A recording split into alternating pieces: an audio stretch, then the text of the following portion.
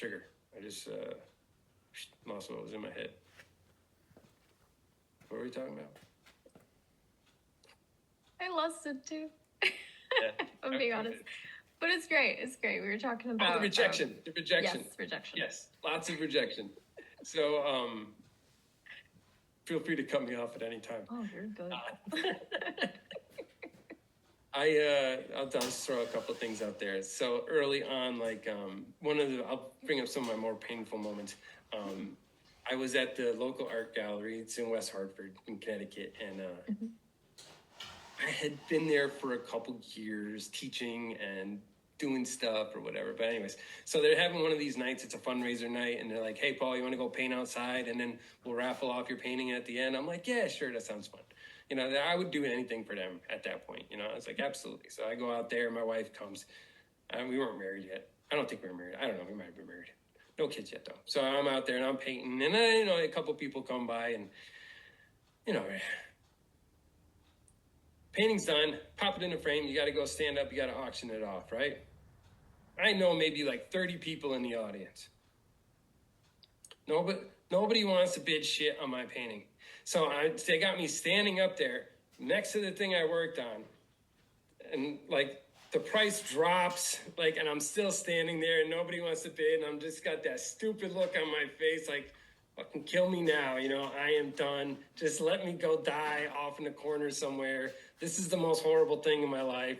Nobody wants to pay like $200 for this thing. Like, seriously, like the cost of the frame. No, nobody, it's not even worth it at that point, So, I mean, I did all kinds of stuff like that early on, just trying to put myself out there, just because you got to go out there and people got to tell you no, and you got to take it and you got to say, I don't care. I'm going to get better tomorrow.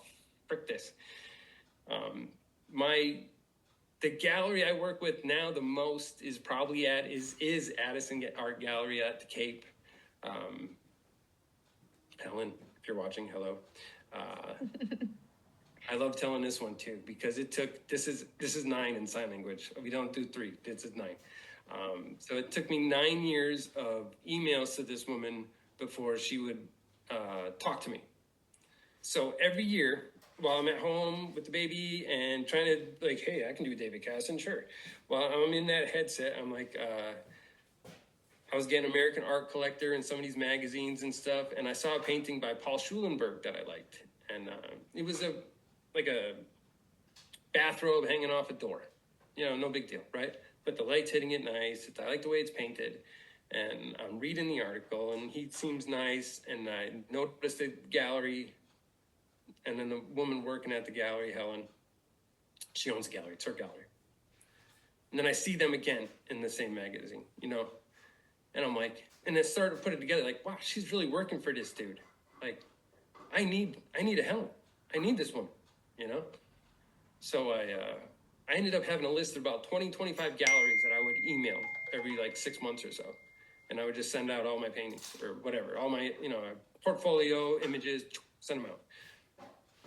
Nobody responds to those things, What would be nice would be like, hey, not bad, try back next year, those kinds of things. I was like, oh, somebody said something, But after 9 years, and I never went there before. That's my problem, right? I didn't go to the gallery, right? Anybody now who wants to get in the gallery, you have to take your butt and you have to go into the gallery and you have to say hello, and you tell them up front you're an artist. And you're just here to look, you talk, and you just go to the openings, you make friends with the artist. I think that's still a good way to get into galleries. I did this cold email stupid thing because I was, whatever. After 9 years, she sends me back an email and says, hey, we're having a paint out, I don't know, next month. Why don't you come? It wasn't like, hey, your paintings look fantastic. I love your work. It was, hey, we're having a paint out. Why don't you join us? I was in Connecticut. She was at the Cape. It was probably like 5-6 hours. I'm like, oh, God, I'm going to have to get a hotel. I'm looking at my wife. I'm like, do I do this? And she's like, well, yes, you do this because right now you have nothing. The furniture store you were showing artwork at has long gone. The kids are in diapers. So I'm like, okay, so we slept it. We got 2 kids at this point. I go up there and it is an all-day interview. Now, it's not an official interview, right? I get there, there's a paint out. I don't do these things. I had almost very little plein air experience at the time. So I go there and because I just paint on my kitchen table and stuff like that. So anyways, so I go there and you have to go sign up in the morning and I go, hi, I'm the guy, and she's like, cool, go, here's some places you're gonna paint. I had no concept of the Cape at all. I was just happy it was like a gray, rainy day because I hate green and I can do gray rain and like, right, yes, that mood, I can do that mood. So I'm like, all right, fine. So I go and I paint and I say hi to people. And I don't like to say hi to people. I've gotten way better at it. But like at the time, I was just like, I want to be an introvert artist, leave me alone, that kind of stuff. And I had to go paint on location, come back at lunchtime, show her what I did. I get sent back out to go paint some more. But looking back, it was all the interview. So it was meeting the other artists. It was working and talking with her that day. It was jumping through whatever hoop she wanted me to jump through. Because we had an exhibition at the end of the day where we hung up our wet paintings and we stood there and, did that whole thing, which is all new to me. I do not feel comfortable standing next to my artwork, smiling and saying, hey, look what I did. I do not like doing that. I would much rather talk about anybody else's work in the gallery except mine. I've gotten better at it. But at that point, I'm an idiot about these things. And she was making people come and talk to me. So now I'm talking with like collectors from the gallery, her friends, these people, and I assume they are going back and giving her the thumbs up or the thumbs down as to like, hey, this guy's a jerk, or oh, he seems nicer. I don't know what happened behind the scenes, but at the end of the day, my wife was in the parking lot with the two kids. It was getting near the end, and I'm like, can we go? The kids are like restless. So it's like, fine, it's almost over. Let's just go. I get in the car. We start driving down the road. We got a long ride back to Connecticut. Helen calls me up because there was no like goodbye or nothing. I don't know. And she's like, hey, there's somebody here that wants to talk to you. Where'd you go? So I just turned the car around. I was like, hang on, I'm just outside. Went really fast back to the place. Ran inside, talked to who she wanted me to talk to. And then, thank God I did, because then after that we were good and like I was in. But what I didn't realize, like, wow, so that was a long Helen story, but Awesome. that was my in. That's how I got in there. And then once you prove yourself at a gallery, show you can do the work, you do the work, other galleries notice, the more exposure you can get through other venues, because she helps promote me. So I get in the magazines once in a while now, thanks to her and things like that too and stuff. So, I mean, all that really helped elevate me out of my kitchen.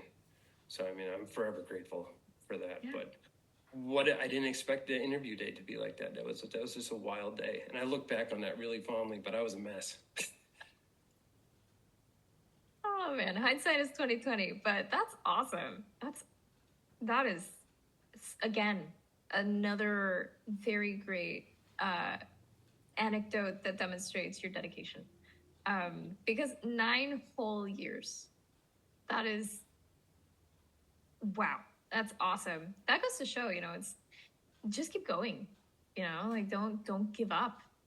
If you really want to work with that one gallery, just keep annoying them until they invite you, and then suddenly you're with them, and that's right. Awesome. Yeah, and it's tough though because they get hammered with applicants and stuff. Yeah. I mean, you can't hate on them. I would see how much they get hit, and they're invested in their people. Mm-hmm. Mm-hmm. It's tough. Yeah, it's tough. I understand how tough it is. Oh, for sure. But then also, like, the squeaky wheel gets the oil, right? I mean, there are, sure, I'm guessing they got bombarded with emails, but probably not always by the same person, right? Yeah. For many years. So that also goes to show. Yeah.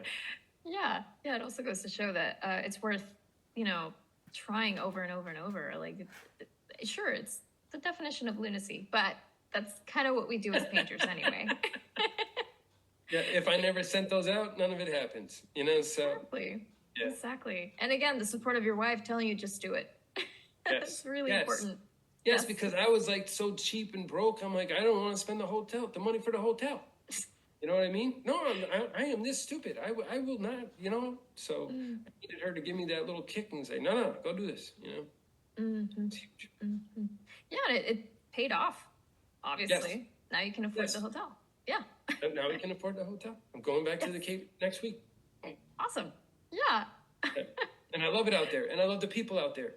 And Mhm. I've never lived on the Cape, but I've spent so much time at the Cape now and at the gallery, and just getting to know the landscape there, the environment there. I Mhm. love going in the off season. It's just a beautiful thing, and the collectors are great out there. And I've made long lasting relationships. We talk outside of the gallery and things like that. I mean, Oh, it's really a nice thing. I feel so blessed to sort of be part of that now, you know, and to have that in my life. It's nice. I don't want to get choked up here, but like, yeah, no, yeah. it's a good thing. Yeah, and it's very meaningful because, like you mentioned, that you were never really exposed to any of this. You were never really like a part, like naturally, like from childhood. You were never really in the arts in that way, Yeah, right? So it's very meaningful when you can become a part of this thing that feels almost like a family. It feels very like a wholesome community, because then it makes it a lot easier to be accepted and then to accept yourself and to also be exposed to other artists who might be going through the same things that you are, and then you realize, wow, we're all just going through the same thing. yeah, Yeah. yeah. And my relationship with Helen now is fantastic. Mhm. Um, I can really count on her. Yeah. You know, like sometimes it gets hard. Mhm. Sometimes I don't sell a painting for a long time, and I can reach out to her, and she will try to help me. You know, like Yeah. to have somebody like that, that's huge. Yes, we all need a Helen. Yes, we all need a Helen. Yes, especially if you want to work with a gallery, you need a Helen type of gallery, Yeah. which is great. And then also, what advice would you give to someone who wants to become a full-time artist? It's like